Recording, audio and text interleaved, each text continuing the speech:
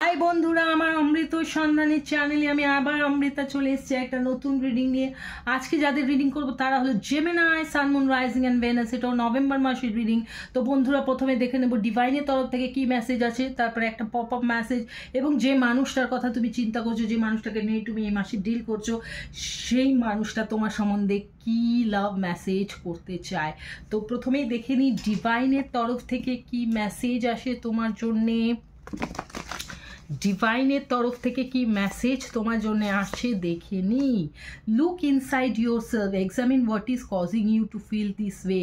নিজের মনের ভেতরে দেখতে বলছি ঈশ্বর তোমাকে, যে তুমি যে ব্যবহারটা করছো বাইরে, সেটা অ্যাকচুয়াল কারণটা কি, সেটা তুমি নিজের মনের ভেতরে যদি নিজের মনটাকে বেশি করে সময় দাও, নিজে কি চাইছো সেটা বোঝার চেষ্টা করো, তাহলে কিন্তু সেটা তুমি জানতে পারবে যে তোমার এই বাইরের ব্যবহারটার পেছনে অ্যাকচুয়াল কারণটা কি।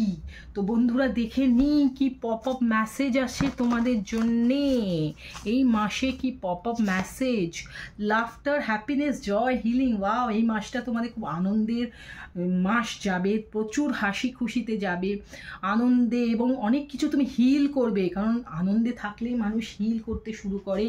তো এবার বন্ধুরা দেখে নিই যে মানুষটার কথা তুমি এই মাসে বা এই সময় আমার রিডিং পড়তে পড়তে দেখছো, মানে চিন্তা করছো, সেই মানুষটা তোমাকে এক্স্যাক্টলি কি বলতে চাইছে। অনেকগুলো মেসেজ এসে গেছে, আমি সবকটাই নিয়ে নিচ্ছি।